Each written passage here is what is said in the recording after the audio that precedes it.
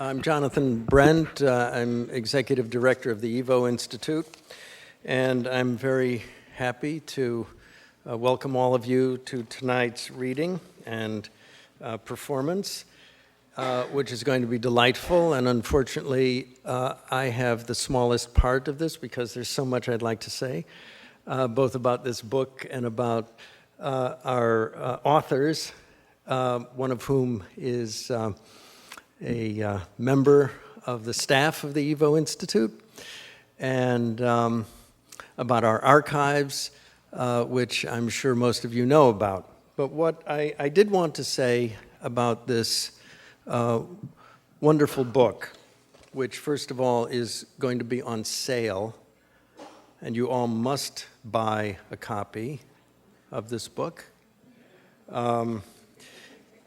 really and truly, and not just pretend to buy a copy, because it is a wonderful book, full of delightful facts that seem so strange because they're so simple. I was saying to Alice earlier that one of the most wonderful books that I ever published, as a publisher, I was in publishing for almost 40 years, was a book called From the Ballroom to Hell.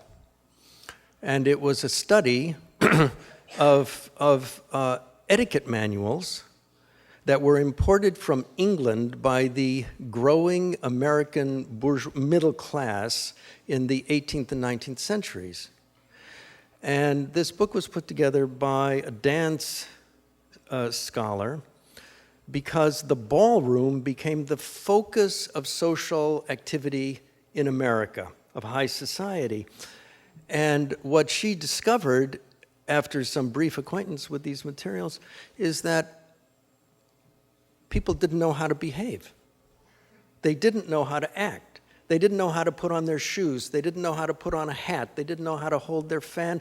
They didn't know how to talk to people. One of the sternest of all the admonitions of one of these etiquette manuals was, when you enter the ballroom, you may not pick your nose or carve your initials in the table with your knife. But it goes far beyond that. It goes to the relations between the sexes, between the relations between daughters and mothers, and how there's a whole section on fan language, on how one holds a fan and how one communicates to a close friend exactly where your mother is in the dance hall by holding the fan in a particular way. And this kind of social history is really it is so revelatory of things that are, as it is sometimes said, hidden in plain sight, and that we have to learn everything. We have to learn how to be human beings, and we have to learn how to communicate.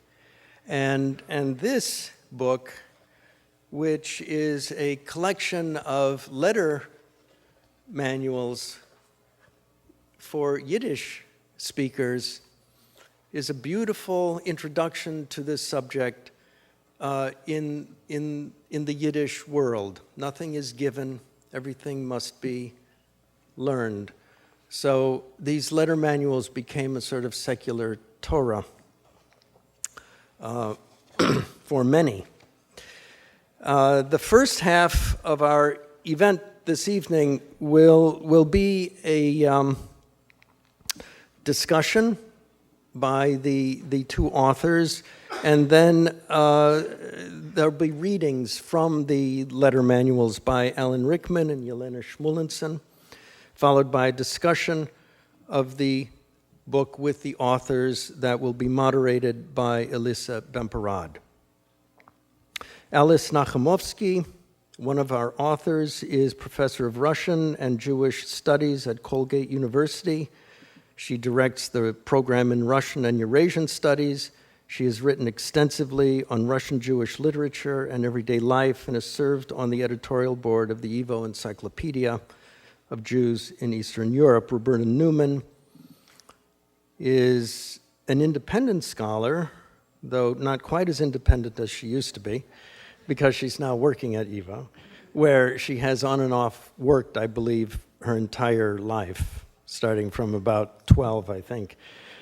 She is Director of Digital Initiatives at YIVO now and was the illustrations editor and director of archival research for the YIVO Encyclopedia of Jews of Eastern Europe. She also writes fiction, award-winning fiction, I should add, that explores Jewish history and Jewish identity. Elissa Bemporad, our moderator this evening, is the Jerry and William Unger Assistant Professor in East European Jewish History and the Holocaust at Queens College, CUNY. Her book, Becoming Soviet Jews, The Bolshevik Experiment in Minsk, was published by Indiana University Press and was awarded the 2013 National Jewish Book Award and the Frankel Prize in Contemporary History for outstanding work of 20th century history. Alan Lewis Rickman is a writer, director, and actor. As actor, he has appeared in Relatively Speaking on Broadway, Barry Levinson's You Don't Know Jack with Al Pacino, HBO's Boardwalk Empire, and has performed extensively in off-Broadway and regional theater, Yiddish theater as well. He appears in 2 movies in current release, The Fading Gigolo and Chinese Puzzle. But for us at YIVO, he will always be remembered as the poor husband in the Coen Brothers Oscar-nominated A Serious Man. And with him reading this evening is Yelena Shmulenson, who is perhaps best known for her performance as the ice-pick-wielding wife in the Coen Brothers Oscar-nominated A Serious Man. Other film and TV credits include Boardwalk Empire, Robert De Niro's The Good Shepherd, Romeo and Juliet in Yiddish, and Chinese Puzzle. Her stage credits include 5 seasons off-Broadway with the Volksbühne and 2 at the Ellis Island Theater, among numerous others. And so with that, I will welcome our 2 authors up to the stage.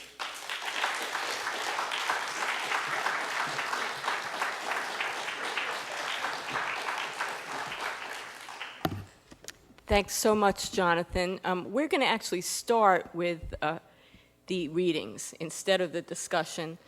But before that, I just want to thank, on behalf of both me and Alice, YIVO and Jonathan for hosting this event for us. And I especially want to thank Helena Gindi, Alex Brandwine, and Leah Falk from the YIVO staff for making this event a reality. There are also several people in the audience here who really played a big role in bringing our book to publication, but I'd particularly like to mention Jeffrey Edelstein, our proofreader and indexer, who's here tonight. So everyone give a round of applause to Jeffrey. Without whom we would have had a very big mess on our hands. I'm going to turn it over to you now, Alice. Okay. I'm going to try to turn the microphone over. Can you hear me? Probably not. Okay, I'm going to try. Anyway, the most important thing that you need to know is that these letters are fake. We don't want anybody thinking that they are real. They come from collections called brivnshtelers, which you all obviously know.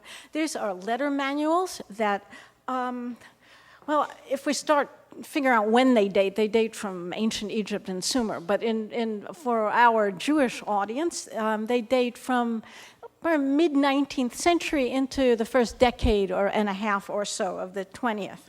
So what these manuals were supposed to do is to give people help in composing letters for all sorts of public and private situations. Public situations, business.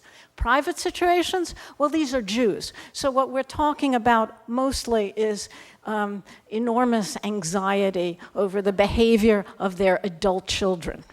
This is a genre that is really specific to Jews, but we can talk about that later.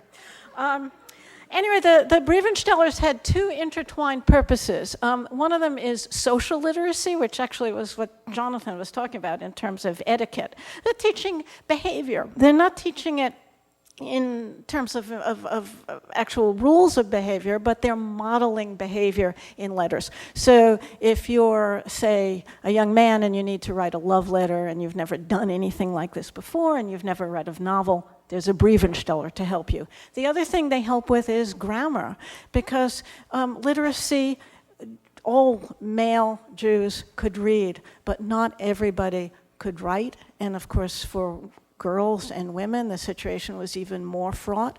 You need to learn how to write. There's a brivnshteler for that.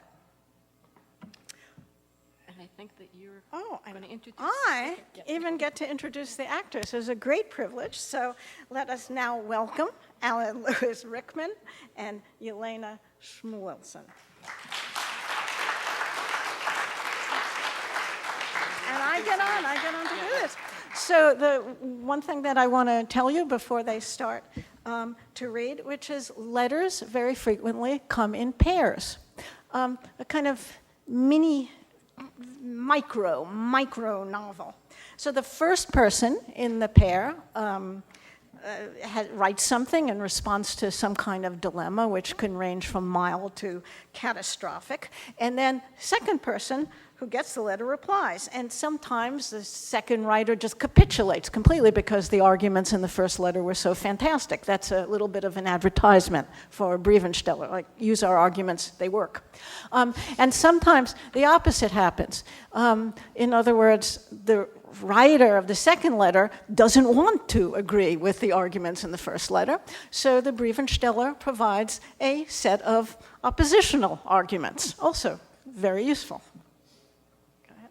Thank you.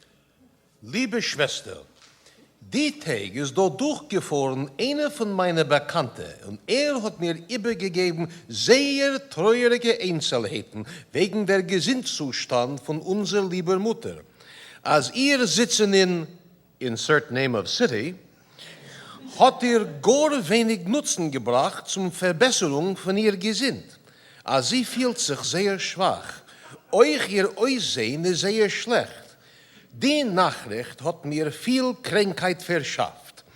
Und ihr Herz ist mir sehr zerbrochen davon, was ich kann nicht sehen mit meinen Augen, was die Mutter macht. Darum wende ich sich zu dir mit der Vorschläge, als die sollst annehmen alle Mittel, was es sind, nur in dein Möglichkeit, zu verbessern die Gesinnzustand von unserer teuren Mutter. Du sollst sich beraten mit den besten Doktoren, was gefunden sich bei euch in Stadt. Vielleicht ist ein Plan zu fahren mit dir in Ausland. Ich von meiner Seite bin bereit zu nehmen auf sich alle Kosten. Ich bedeuere sehr, was ich habe nicht die Möglichkeit zu sitzen neben ihr. Nur Geld bin ich bereit geben, viel man wird bedarfen, man soll nur können helfen ihr. Derweil verlange ich von dir, als du sollst mir geben sehr oft richtige Meldungen wegen die Gesund von unserer lieben Mutter. Und ich will dir sehr dankbar sein. Dein Bruder Shimon. Here's the answer. Hochgeschätzter Bruder, die Wahrheit will ich dir sagen, als ich hab nicht gewollt schreiben diesen Brief und hab nicht gedacht, wenn du hast nicht verdient, dass man soll zu dir schreiben. Nur weil es der Kopf ist mir jetzt sehr verdreht, zulieb die schlechte Lage von unserer Mutter, will ich nicht führen in Politik. Außerdem will ich in diesen Brief ausdrücken dir meinen größten Zorn und Verdruss für deine kalte Beziehung zu der Krankheit von unserer teuren Mutter. Denn in Wirklichkeit ist das eine große Schande für dir und eine schreckliche Beleidigung für der Mutter, was schon mehr wie 2 Jahre sie gefährlich krank und du hast nicht gefunden, für nötig zu kommen besuchen ihr, zu sehen, was sie macht und was mit ihr ist. In der Zeit, wo es zuvor jeder Jahr auf verschiedene Datsches und Bäder, gefindest du Zeit und Möglichkeit. Außerdem, in der ganzen Zeit von der Mutters Krankheit hast du nicht eine Tracht getan. Vielleicht nötigt sich die Mutter in eine materialische Stütze. Und die ganze Zeit hat man von dir ein zerbrochenem Groschen nicht ausgesehen. Als hast du angelegt auf mir. Ich soll sitzen Tag und Nacht bei der Heule.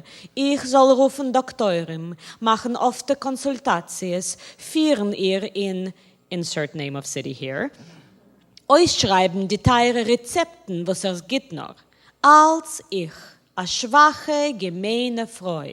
Und du, der Bechor, der zukünftige Jeurisch und Kaddisch, der Gewirr von der Mespoche, der älteste Sohn, was die Mutter hat für ihm ihr ganz Leben geopfert. Du bist von als Potter. Du bist frei von mir und von Geld. Nur jetzt, wenn du hast gehört an der Seite, als viel wird man schon von der Mutter nicht leiden, jetzt, als ihre Minuten seinen gezählte, hast du sich bewiesen mit dein gutes und breite Hand. Nur du hast verspätigt. Jetzt ist schon zu spät. Die Kranke ist still und ruhig und bedarf schon keine Hilfe. Dein Schwester Dwöre.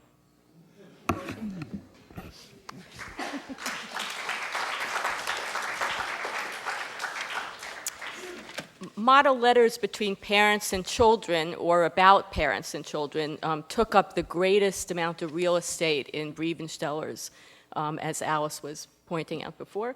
And often one of the most common genres in these books were letters from young men who had left small towns to go study in the big city, as in this letter that Alan will read now. Warsaw, Torah portion Bechukosai, 1888.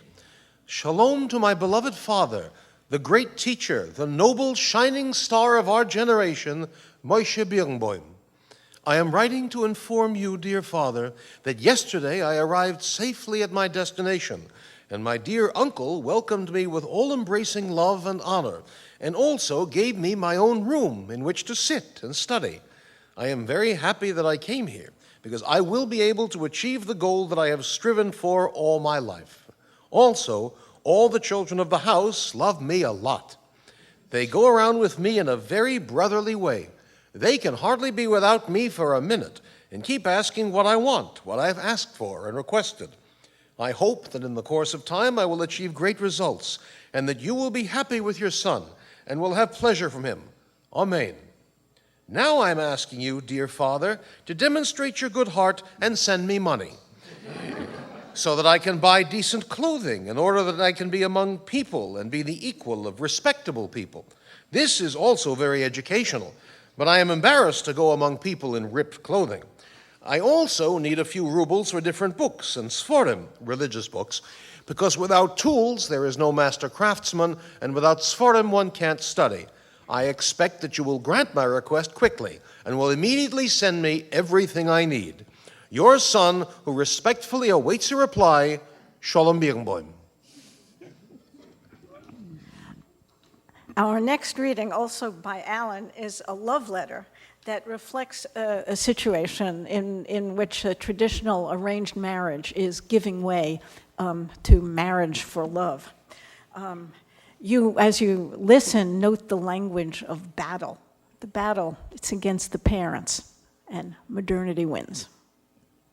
Hochgeschätzte Bräute, entschuldig mir, mein Teier, was ich hab dir nicht geschrieben, kein Brief, gleich wie ich bin da gekommen, so wie ich hab dir versprochen. Der größte Glück, was hat mir geschehen vorige Woche, zu bekommen die Begrüßung von deinen Eltern, unsere Einstimmung auf unsere Verbindung, hat mir so viel überrascht, als von größtem Glück und Freude bin ich gewesen, sehr zutragen, und ich hab vergessen mein Zusag. Und wie du weißt, die schreckliche Milchumme, was wir haben gehabt von allen Seiten mit unseren Gegner und Feind, ehe wir haben der gerecht dem verlangten Ziel, ist der Fakt, was wir seinen jetzt zusammen verbinden geworden mit einem ewigen Bund, so wichtig, als kann bringen am Menschen zur Überraschung. Denn außerdem, was wir haben ausgefühlt, das, was unser Herz hat geglust, haben wir noch eine starke Zochen gehabt über unsere Gegner, was haben mit verschiedenen Mitteln uns gestört zugreichen, das, was wir haben verlangt. Sei gesund, lustig und fröhlich, und dein Herz erfiel mit Hoffnung, als dir steht vor eine gute Zukunft. Und auf jeder Tritt von deinem Lebensweg wird dir begleiten dein ewig lebender Shloime Koch. Those of you who understand Yiddish might notice that the Yiddish in these letters is what's called Deutschmerisch. That is a very Germanic kind of Yiddish, which was held to be very proper and formal, and after all, that's what these letter manuals were about, to teach you how to write properly, even if that wasn't the way you actually spoke Yiddish in everyday life. So we've alternated, I forgot to say that we're doing some of the readings in English as well, just to give those who don't speak Yiddish in the audience a bit of a break. And the next letter is going to be read in English by Yelena, and it's a letter from an American brivnshteler. They wrote them here too, a couple of them at least, and it's from an abandoned wife. It's an example of a brivnshsteler responding to what was actually not an uncommon social problem of the time. And this letter is from a book published in 1910. Worthy Rabbi Yankov Meir Grodensky, Minsk. Hearing of your good and renowned name, and that you are loyal and devoted to your sacred religious work, I am sure that you will certainly have compassion for a lonely woman like me, whose husband left her with 3 children 2 years ago, and who hasn't heard from him or gotten any information about him the entire time. But 2 months ago, I learned from a letter sent to me by an acquaintance in Minsk that my husband, whom she also knows, is in Minsk, and that she ran into him there strolling in the governor's orchard, and that he, so it seems, tried to hide from her. But of course she stopped him and asked him what he was doing in Europe right now. He gave her some sort of evasive reply and then disappeared. Please, Honorable Rabbi, publicize this in the synagogues and in the Minsk newspapers. His particulars are: his name is Moshe Rubin, he's 41 years old, not tall in stature, a brunette, and he is a heavy-set man with a trimmed beard, and maybe by now he has completely shaved even that off. If this costs anything, write to me, and I will gladly send you the money on the next occasion. Yours, Tzivya Rubin. So Yelena is now going to read another letter, this time in Yiddish, that deals with real-life demographic trends in the Russian Empire, such as the growth of the Jewish industrial proletariat, the increase in women working outside the home, and the ongoing migration of Jews from small towns to cities. This one's from a brivnshsteler published in 1912. Liebe getreue Schwester Gittele, ich hab dir schon lang nicht geschrieben kein Brief. Was machst du, liebe Schwesterl? Als ich der Mann sich wie du bist allein und wie dir muss sein unmittig allein beim Seiden, kann ich gar nicht ruhen. Mir ist viele euch nicht geht. Sind unser guter Mama ist tot, wogeln mir sich alle und walgern sich auf der Welt. Nur du, Gittele, bist doch die Kleinste, und vor dir tut mir noch mehr weh das Herz. Schwesterl, wenn du willst wissen, wie die Mama alle Scholem hat dir lieb gehabt, wie das Schwarzäppel von Eug hat sie doch dich gehiet. Seh, Schwesterl, schreib, was du machst, und wie lebt sich dir beim Seiden? Ich wollte gewollt, du sollst sich anlernen nähen, wollte ich dir zugenommen in Minsk und wir wollten sein zusammen. Ich verdiene auf alles, was ich darf.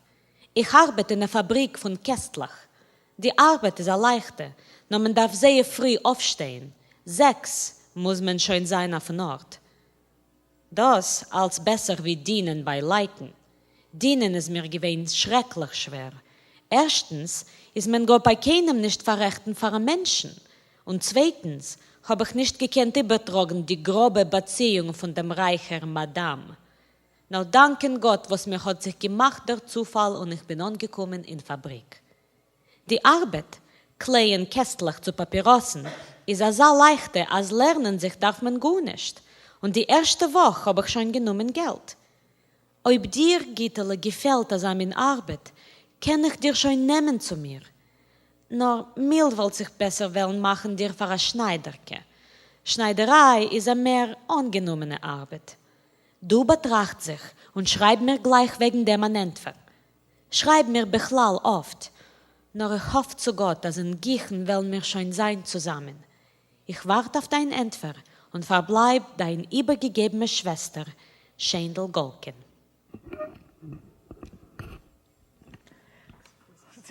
Well, it's the last letter read by Alan is one of those letters that you would never, ever find in an American, Russian, German, French, or probably English manual, all of which had extensive business sections. So generally, you know this, writers of business letters are supposed to be as terse as possible and not waste anybody's time.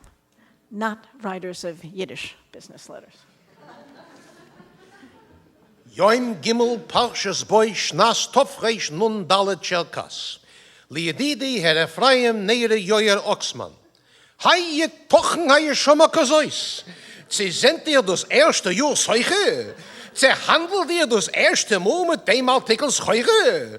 Es darf doch sein a größer Chilek, wenn es kauft bei euch a Ballabus gehilts auf ein Haus zu beugen oder an andere Gebäude, oder wenn es kauft bei euch a Coin auf Mische. Reiches hat mir nicht geschicktes Reue gefiel, mein Zettel stimmt. Der Heine, anstatt 1,6 erschienene Bretter, Leute, ich hab gezeichnet, hat mir geschickt 130. Wo sie das denn, Frau Cheshman? Die Balkens hat mir gar keine geschickt, als solche Gefühle, ich habe Zettelscheli gefordert. Wie Chutzlose hat mir als solche Kochen bestimmt, auf welche ich kann bei ein Schumöfen nicht mehr nutzig sein. Auch kein Jedide Jekiri, aber kein Mikwoidoi, bei ihm, ihr kennt mir Leute, eure Kochen geben ein Ustubke, der Poches 5%, weil ich dies eure schon müssen ziehen nehmen. Rak aber kein mir tekef auszufolgen, das Zettel Horotzupoi, und ich soll haben die Möglichkeit, als Heure zu verkaufen, gemischt. Wie euch das Mois, was ihr schreibt, erwacke ich mir ein richtige Cheshbon einzusenden, weil ich euch im Yilzachem Leute ucher mechoidisch a bo leinele Teufe upschicken im Chies kein Gudel. Bechol euch von erwacke ich lietein tekef tschuvene Choine. Jedidi ha mit Zappe les Schuvosoi Salmen Berban.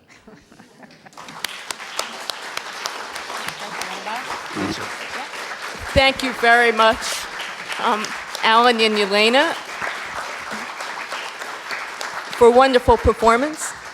And I'd like to, at this time, invite Elissa Bemporad to come up to the stage for the second part of the program. Good evening, everybody, and thank you so much to Alice and Robbie for having asked me to serve as a moderator tonight. It is a great honor. And it is a great pleasure to discuss the engaging, complicated, and surprising world of the brivnshtelers. After I read this book, it really complicated the whole idea that I had of what the brivnshtelers are. As a social historian, I will not hide the fact that I welcome the appearance of this book with great enthusiasm. There is so little that has been written in terms of, Alltagsgeschichte in the context of East European Jewry, and this book is very important. It leads us in that direction. It reminds us of the importance of focusing on those kleine Mendl, as the grandfather of Yiddish literature, Mendel mocher Sforim, to use his phrase, those kleine Mendl, the ordinary Jew, and kind of remind us that it's important to move away, at times at least, from focusing only on great men and the great political and intellectual movements in Eastern Europe, and remind us of the importance of discussing emotions, feelings, desires, dramas, and the petty challenges, or at least they appear to us as petty, the petty challenges that the ordinary Jew faced as he or she encountered modernity. So this is a very important work that helps us open up the window into everyday life in the context of Russia and America. So in that respect, I would like to start our conversation by focusing on three overarching themes that I think that this book discusses in a very compelling fashion. The first one has to do with the nature of the book as a study in transnational history. And I would like to ask Alice and Robbie to comment on the extent to which the Brivnshtelers give us a sense of the differences between the two geographic contexts. The extent to which we can talk about different expectations, different challenges that Jews face in their encounter with modernity in these two geographic contexts, different settings, for example, the shtetl. We don't have the shtetl in the context of, right, the dynamics between city, urban context and shtetl in the context of the American brivnshtelers. So that's my first question. I guess I'll start. And is this on? All right, it seems like it's not. There were a couple of brivnshtelers published in the United States. Most of them that we looked at were published in the Russian Empire, and that was most of them. It's not actually a very big genre to begin with. The ones published in the Russian Empire are notable, in fact, for the way that they portray America. You know, we're used to thinking of everybody thinking America was a golden land where you could pick up, you know, gold in the streets. But actually, the writers of these books had a very negative view of America. Even though there was a mass immigration going on at that time, there was actually comparatively little written about in these books about it. And when it was written about, America was portrayed as a place where bad boys who didn't study well enough, and so therefore they couldn't make a living in the modern world, had to go and suffer and work really hard in like factories and things like this. So a lot of the letters in the Russian books about America are from boys who say, "Please help me come home. I want to come home. You know, send me money for a ticket." In the American ones, the view is much more positive, and you know, and America isn't portrayed as a panacea, and sometimes there are letters warning people, don't think it's so easy here, don't come. But often there are pretty glowing things about, especially for women. I think I'll let Alice take over and talk about that a little. One of the things that you see, is this on at all? I think yeah. One of the things that you see in America is this tremendous autonomy that women suddenly get. I mean, they can choose, they have no parents standing over them and figuring out who they are to marry. They're going to make those decisions for themselves. And it seems from the Brivnshtelers that they are really enjoying it, which is particularly interesting when you keep in mind that the people who were writing these Brivnshtelers were men. So it's the men who get into the heads of the American women and figure out that this is actually a very fine place to be. So, and that's one really big geographic difference between Russia and America. And let me think. What's another one? What is another one? Love, autonomy. Yeah. Well, I'll say something while you're thinking. There are, when you get a little bit later on into the 20th century, first of all, there starts to be less censorship in the Russian Empire, so people can start to slide in a few comments that are like on the edge of being political in these things. Otherwise, they're completely not political. And so you have at least one Brivnshtelers that was published in Russia in which people there's mention is made of the great amount of civil rights that Jews have in America. I remember now what I was going to say. Thank you for giving me that. It's this reversal of relationships between parents and children. So all these anxiety letters that I was talking about a little bit, where parents are beside themselves about the behavior of their children in the Russian Empire, and so is the parent yelling at the child. Very, very natural, I can say. But in America, it's the other way, because the children are by themselves, and the children have this incredible pity for their parents, who no longer have any control over their lives. So when writing to people their age, and there are letters like that, right? In American brivnshtelers intended for new Americans writing back to their peers in the old country. They're exulting over all of this autonomy. When writing to their parents, they are being very gentle, so that the worry is going in the other direction. And there are more than one letter in which the young people tell their parents, a young woman will tell her parents that she's found somebody to marry. And this is exactly the kind of person that the parent would have chosen had the parent been in that situation. I was also thinking about perhaps religious life, but we can talk about it later, the extent to which there might be more discussion in the letters of the importance and the role of religious authorities in the context of Russia versus America, but we can get back to that. But since you mentioned women, the second overarching theme that I think this book addresses in a compelling way is the issue of gender. So let's focus on Reyzl. And as I was reading this book, I thought of the brivnshteler as a kind of counter-trines. The trines meaning, the traditional Yiddish prayer books that were written mostly by men, but also by women, and that had a very specific pedagogical agenda, right? How women should behave in the sphere of religious life. And of course, they also give us a clear sense of folk religion in the context, of women's lives. But perhaps we could see the brivnshteler with regard to discussion of gender relations as a secular version of the trines, so to speak, right? This counter trines. So in other words, I'm interested in knowing how, because again, as you mentioned, the authors are men.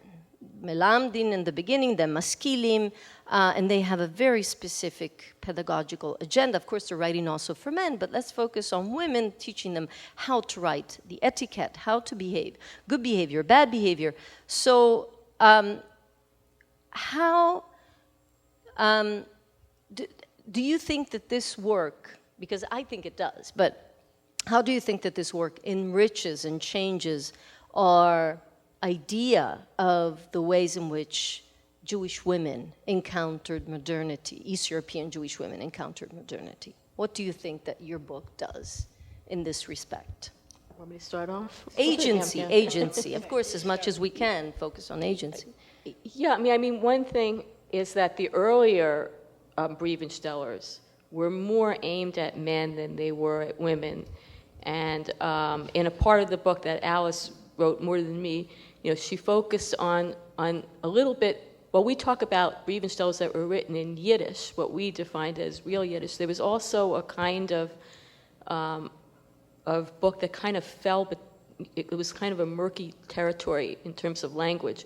It was before the late 19th century. There were a whole bunch of letter manuals that were written in what we call Judeo-German.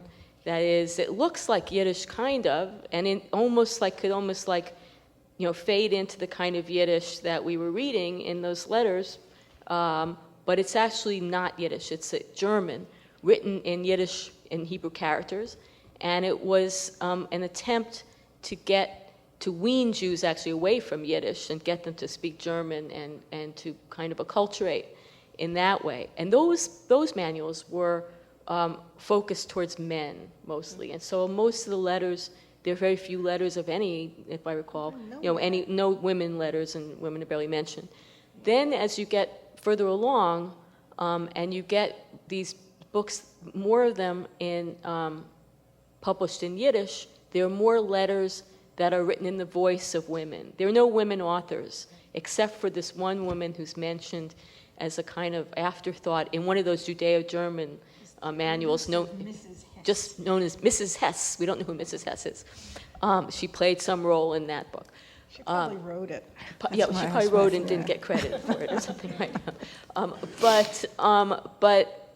So later on, as you you move on, you see there are more kind of modern roles for women.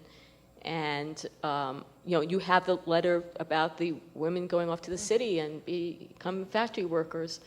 So, I mean, these manuals, I think, are interesting in that they kind of straddle a kind of interesting place between high culture and the intelligentsia, who are, after all, the ones who are writing these things, and the audience they were intended for, which was not the intelligentsia. And it was a kind of a reflection of both things that were actually happening in not wealthy people's, lives, and also what the intelligentsia would, wanted them to be, really. Yeah, I want to just add two things, and they're both about men, also gender. The first thing is that in these early letters, there aren't any women at all. Women are the prize, right? I mean, it's just like in an epistolary novel. You behave a certain way, and you get married. She's there because you've done the right things. Later on, of course, women come into their own. But male behavior is also modeled in a really kind of interesting way. So that in family behavior, remember we were saying that a lot of all these are coming back again to the anxiety letters. It might surprise you to learn that the anxiety letters are almost always from the husband, not from the wife. So it's the father who speaks for the family, and he usually says, I am terribly beside myself, I can barely write, but if you saw your mother, she's prostrate on the floor, and like that. And he's speaking for her. And the other set of letters that deals with male behavior in a very interesting way are about the Russo-Japanese War, which was a terrible disaster for Russia, although you wouldn't know it from the letters in the brivnshtelers. So this is a set of letters about a young man who has been drafted, and of course that's a real tragedy for everybody knows that it was something that Jews really tried to avoid. So two letters, and the first letter is from the father, as I was saying basically that. We're besides ourselves with grief, please write to us. We can hardly stop trembling, and it goes on and on and on. Then the son writes back, and he says, what are you? It's like Berman. He has the same language as him. What are you doing to me? Could you please stop? Everything's fine. We routed those Japs. And it really says that. It's very unpolitically correct, but it was totally politically correct in the Russian context. We routed them, and all the Russians, they're my brothers here, so will you please cut it with your anxiety and just calm down, because eventually I'll be coming home. That is, obviously it may be for the censor, because, or for their own Mesquilic aims as showing Jews as soldiers and good soldiers, but it's also modeling, a kind of heroic, rather Russian kind of male behavior that's new. Male behavior is also important, yes. Maybe, I was just thinking, maybe you could give a taste of the Shadchan letters that are so interesting, no? Yeah, what's funny, and this speaks to your question about what's different about America, and in terms of comparing it to Europe, is that the historian Sharon Fries has written about the fact that while we have kind of romanticized the idea of like the matchmaker in the shtetl, that by like the early 19th century, I think, not even the middle 19th century, it was already considered, matchmakers were considered like laughably ridiculous and old-fashioned and subject only to make jokes about. I guess they existed, but anyone, but any sophisticated person of any sort, even half sophisticated person, knew that it was ridiculous. So in the European letter manuals, the only letters about shadchonim, matchmakers, are actually jokes. They're not even meant to be model letters. They're just meant to be like funny, hilarious, satires or something. In the American manuals, there's one that's written, in particular, the one written by Shomer, who is a well-known playwright, actually. And there's several letters. Part of those letters are devoted to arguing why matchmakers are actually not ridiculous and why they're very useful. And you can kind of figure out why, in America, you're there without your parents. You actually don't have a way to properly set up matches between yourself and young women, because most of the letters are sort of pitched, are between young men and matchmakers. So these letters, kind of are definitely, express one of those differences between Europe and America, where suddenly an old-fashioned institution suddenly finds a new use over here. History of emotions. There is very, very little that has been written about the history of emotions in the context of East European Jewish life, Russia or America. And you all know that you have to buy a copy of the book, as was mentioned earlier. So you will read, as you heard here, you will read about, these very passionate feelings and emotions and anger and drama and desires and love. And yet one is left with the idea or the sense of the tension between, as you described, the paper life and the real life. And how do we solve that tension? Meaning, to what extent were the brivnshtelers dictating emotions and situations? And to what extent were emotions and situations that existed in real life dictating brivnshtelers? And perhaps that is a tension that we cannot solve, but I would like you to comment on that. Yeah, we can't solve that one. We can note it and enjoy it. I think one of the things you have to realize is that this was a commercial genre, right? I mean, people bought these things, so that there was a limit to what the masculine, the writers, more educated people who were writing these, there was a limit to how far they could push things, right? They had to respond to a market. They had to give people, put words together in a way that people understood would actually fit their situation. So I think that the audience constrained the writers as much as the writers were, kind of trying to shape the audience. People often ask, so did anyone actually use these things as a model, for writing a letter? And I think that some of the more boring business letters, yeah, they probably did. We didn't read you any tonight, but there are a lot of them that are just boring, like, please send me the order, of the lumber or whatever. So they probably use those. But I've done some translation of real letters around the same time period as these books are written, and they're very different in a lot of ways, but they are the same in that they can be very emotional. And I've started to wonder, and I don't even think that this is in the book because it sort of occurred to me after we published the book, is that even though people maybe didn't really use these as model letters, that they did. We know that they were popular and people read them. We think they read them for entertainment, frankly. Some of them are, there was a time, most of the time period that these were written, there was actually not as much Yiddish literature around to read as you think. There was practically nothing to read. There weren't really newspapers until the 20th century, for instance.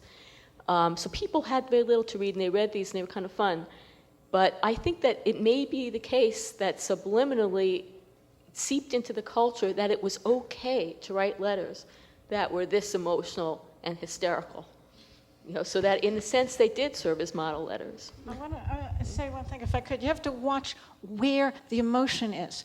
The emotion is, as you've seen, between business partners and between parents and children. Where the emotion isn't, love letters. The one that we read was a kind of anomaly. It's in fact very emotional, but a lot of them are really tepid. because they're just feeling their way through, right? I mean, they have to write this thing. That's the situation that they're in. The young woman expects a love letter. Otherwise, she will complain of coldness, and we do have letters in which she does that. But the young man doesn't know what to write, so they're very, very restrained. It's, parents will let it all hang out and just yell at the top of their lungs. You're writing a love letter, especially in the early period.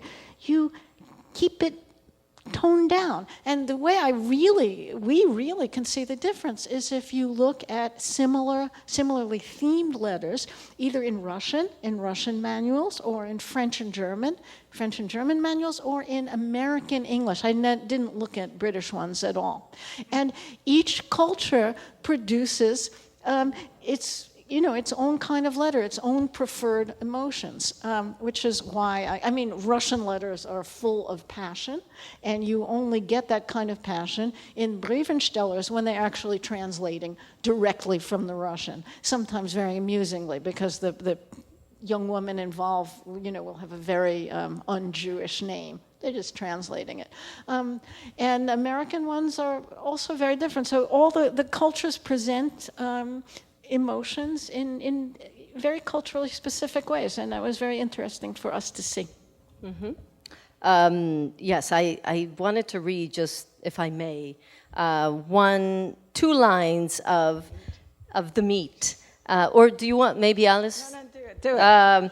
So this letter really captures the cultural idiosyncrasies that we are talking about, meaning that this young man doesn't know how to express his romantic love, so he's using his love for meat as a parallel of his love for Rochele, right? So love for Rochele equals his love for meat. For example, I love meat. I love hearing how the birds sing. I love the pure, lovely air. But can I indeed say that I love them? I love meat. But do I kiss meat? I love birds. And then it goes on. But who would bring meat into this, this romantic, love letter, right? So that's my favorite one. That is a crazy letter. Yeah. But when you get down to the, and I am not responsible for it, but when you get down to the last line, it suddenly turns very sweet.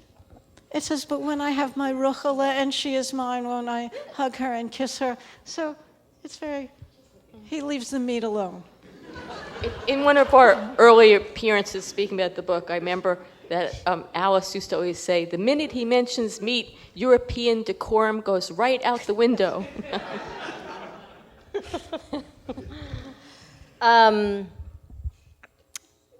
What is also interesting is what is missing in these letters, right?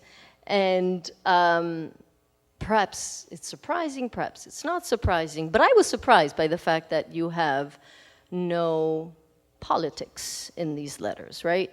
You have, everybody understands why you have no mention of, revolutionary movement, the Bund, anarchism, SR, it's the context of Russia, even after 1905.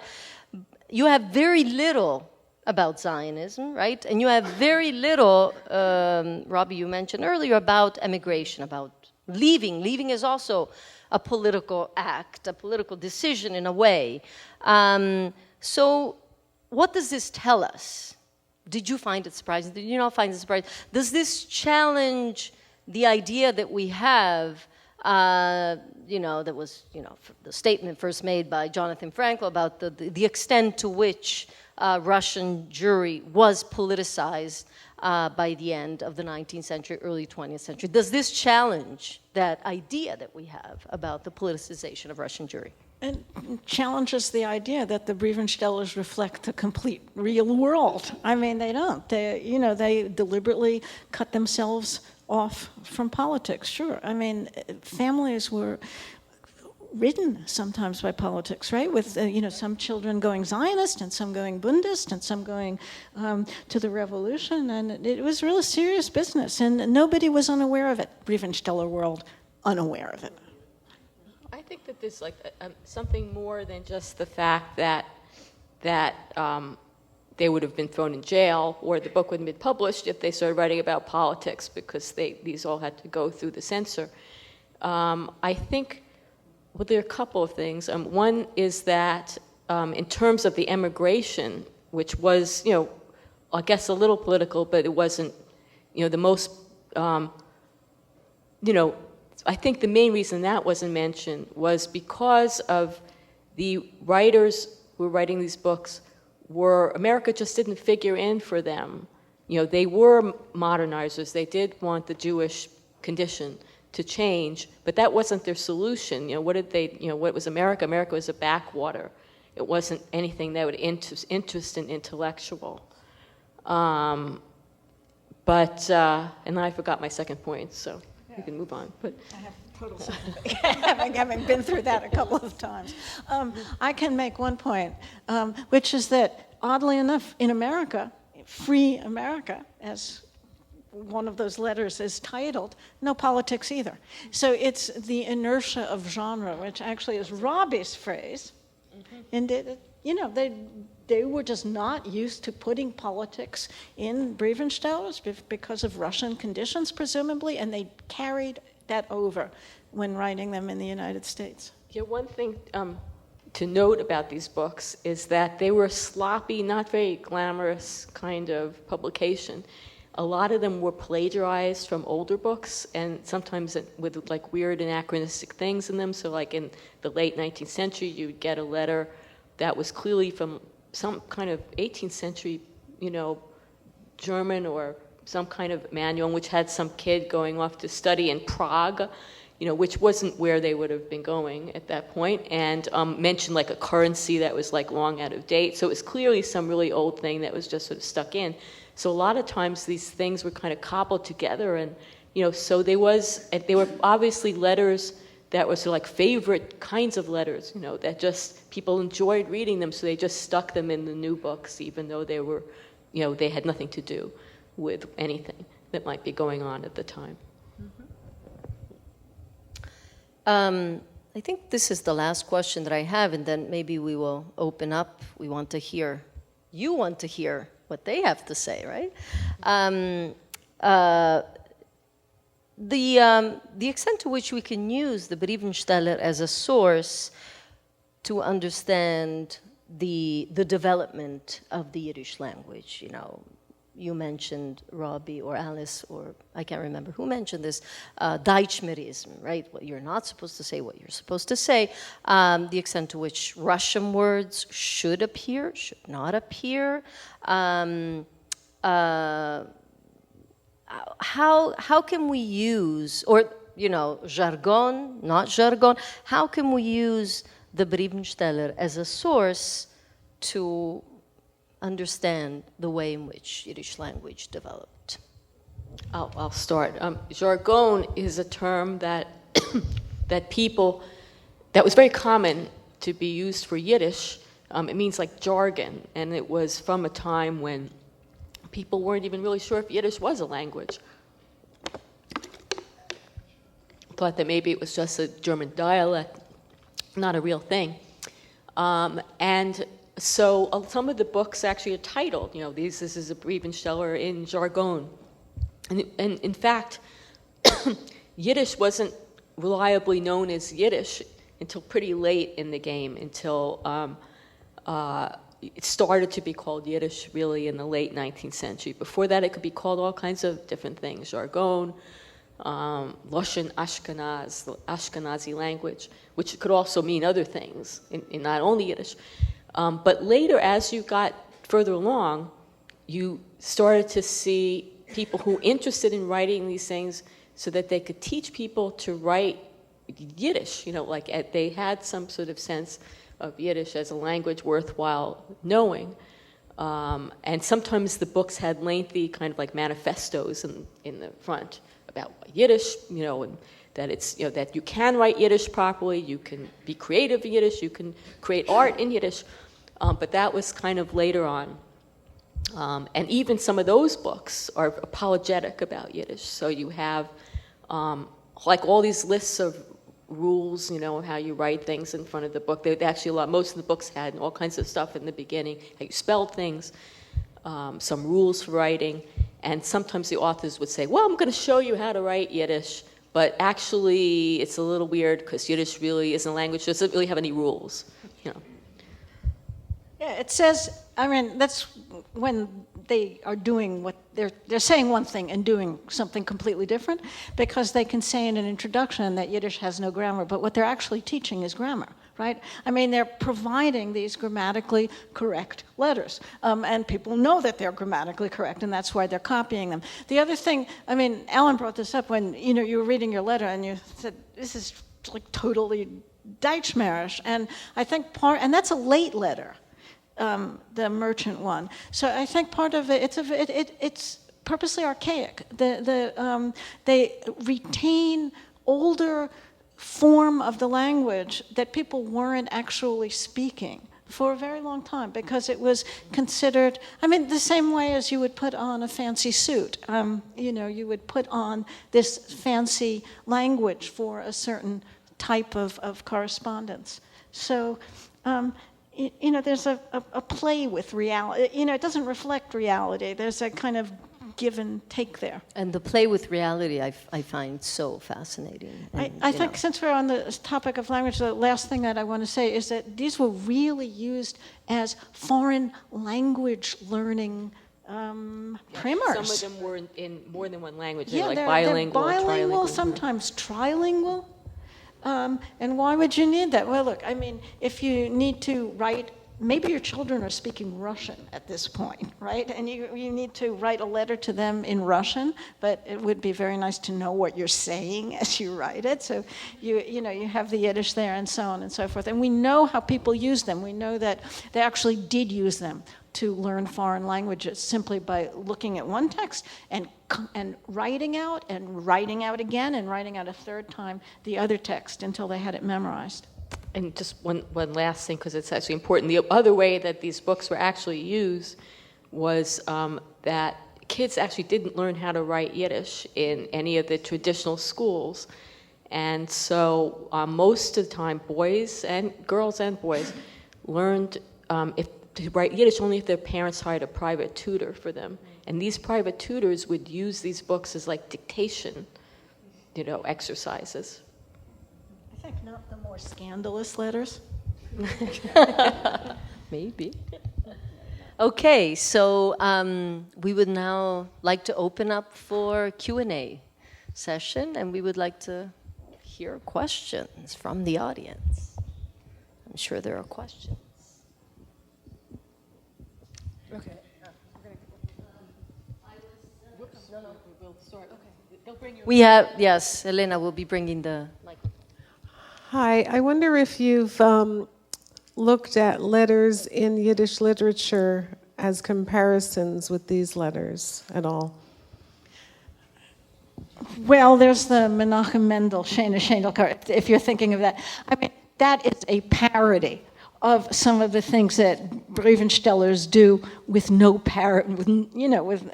totally seriously. One of the things, actually, it's in that Berman letter. I'm so glad that you decided to do this. Remember when he starts out with all these honorifics at the beginning, and then he just screams at him. Shalom Aleichem noted this, as did many other people, and just runs away with it. So that's one example. But it has been stated by some people that the brivnshtelers are a kind of testing ground for Yiddish literature, which we do not believe. They kind of arose at parallel. We found no evidence of anybody who started out writing brivnshtelers and then turned into a novelist. There are examples the other way, that people were writing novels and then decided to do a little slumming on the side and make some money by writing brivnshtelers.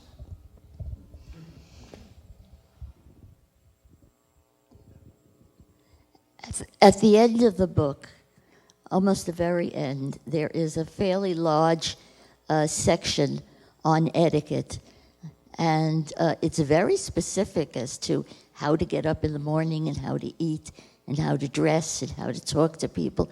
Was that thrown in just as a humorous aside, or did people really use this as an example of how to behave? I don't think it was humorous. They do sometimes joke get themselves. I can tell you where the biggest joke. I mean, it's love letters. So that the woman, will write a letter, and the man will, and she'll say, "Why didn't you reply?" And what is it? He'll say, it's like number. I wrote number 32. He wrote back number 36. So they understood the artificiality of it, but only. So I didn't tell that value. You get the idea, though, and that's so. They understood that there was, a certain humor in this notion of writing emotion, of copying somebody else's emotion, right, from a template. But that's the only place that it is. I think that etiquette, that was as serious as the laundry list that we put right next to it. They have a lot of odd things in these books. Some of them pretty typical, but in one book there was a laundry list. How you write a list for the laundress, Yeah, dead serious. Mm-hmm. Dead serious. But we find it funny. Hope you did too. Another question. I often translate letters from that same period, and it was interesting that you said that they didn't use the brivnshteler as a model for writing, especially with regard to the content. But I was wondering if they use them as models for the formalities, like the salutations at the end and the honorifics at the beginning.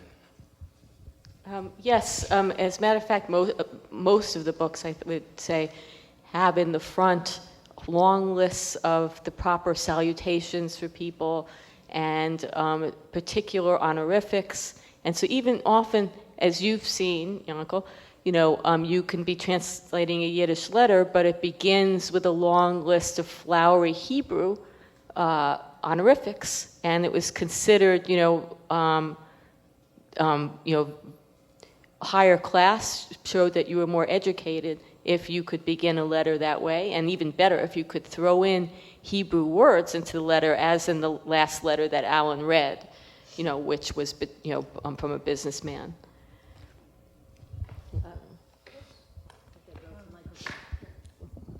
I have a slight parallel. It's a little off track, but I think it will make the point.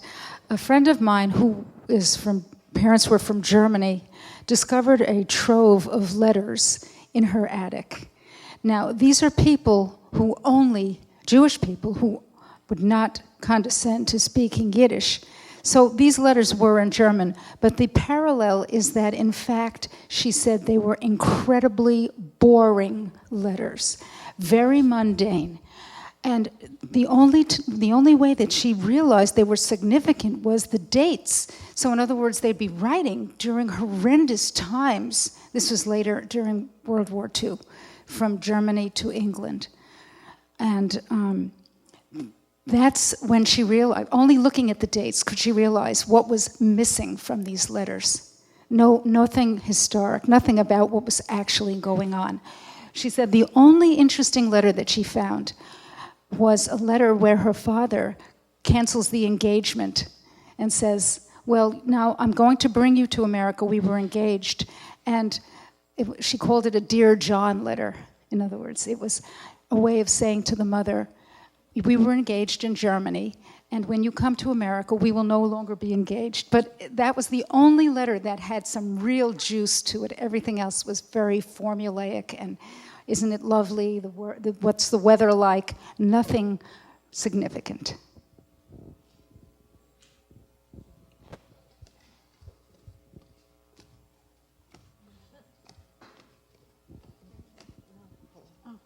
I just wonder what you found. Did you actually track down the people who wrote the letters? Do you have any sense of where they were in society, the biography, who they were, what they did for a living, what, so on and so forth? You mean the authors of the brivnshtelers? Yeah. There are a few that are famous. So there's the playwright Schomer, and there's also a novelist, Euser Bloistein, who was famous in this time for kind of potboiler sort of novels. And so there were at least one brivnshtel that he probably wrote, but then it's possible that all the other ones he never wrote at all, and they just put his name on it. This was because there was one that was attributed to Shomer. This is like my big bibliographic detective find, and I discovered that he had not written it, that it was actually a plagiarized version of someone else's, and that he was just marketable, so they branded it, as Shomer and released it. But most of there was very little information about most of the other authors. Some have like a small entry in the lexicon for Yiddish and Literatur, the Yiddish literature lexicon, and it just that they did a little writing, but mainly what they did to make a living was they were a teacher. There were a lot of teachers who wrote these things, and these regarded as pedagogical books.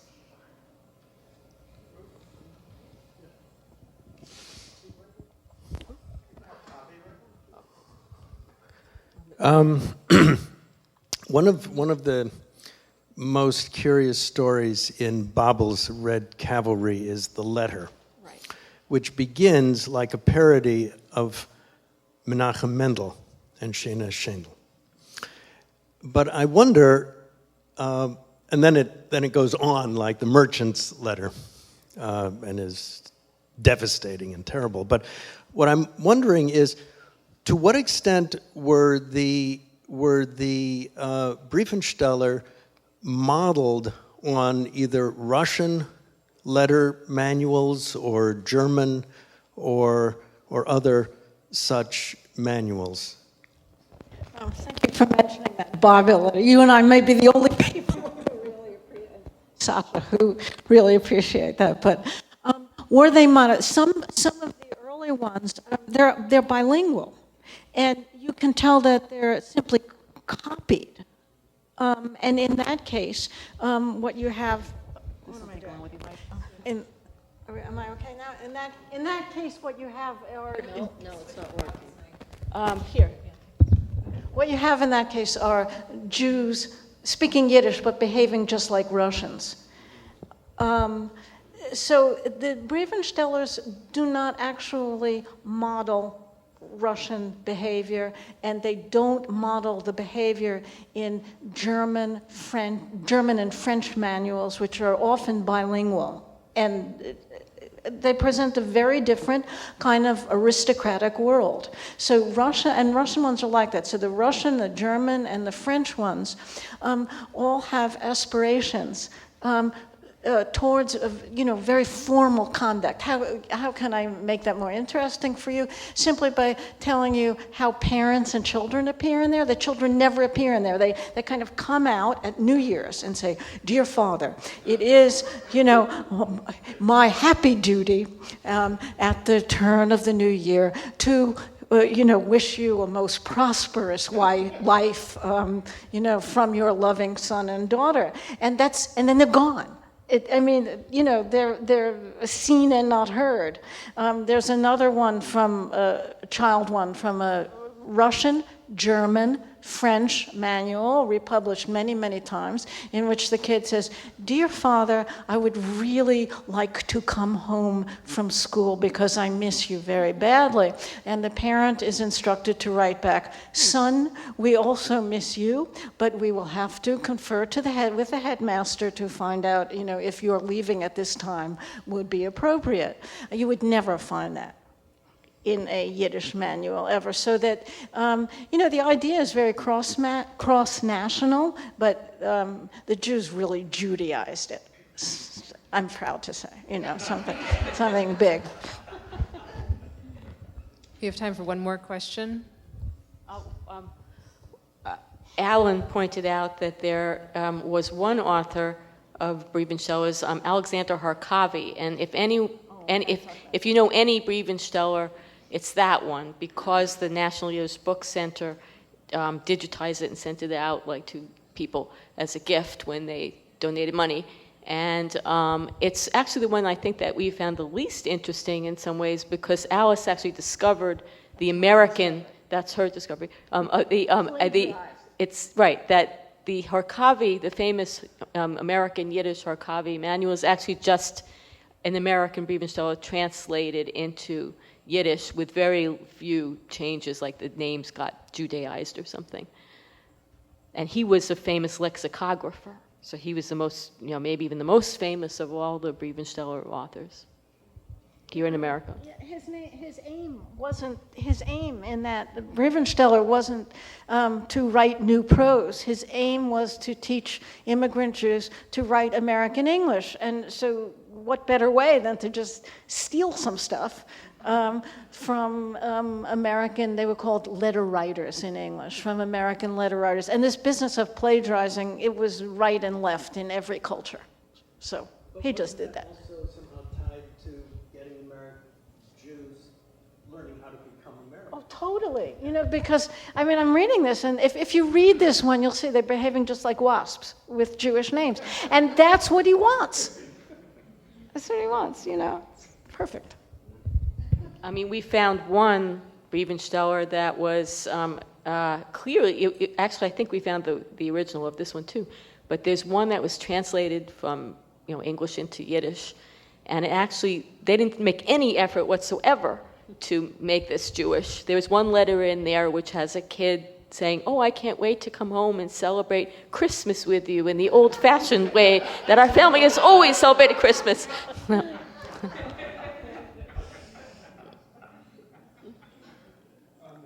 Okay, one last question. Just because it's worthwhile as a little addendum to that. The Berlitz Company years ago, I came across this once many years ago. I so wish I'd bought it. Put out a series of, a box set of Teach Yourself Yiddish records, and they did the exact same thing. They just took the exact same lessons and translated them to Yiddish. And I read the book that was accompanying it. I was standing in the store, and one of the conversations was Conversation on Entering a Yiddish Hotel. So wish I'd bought that. Okay, please join me in thanking our authors and panelists.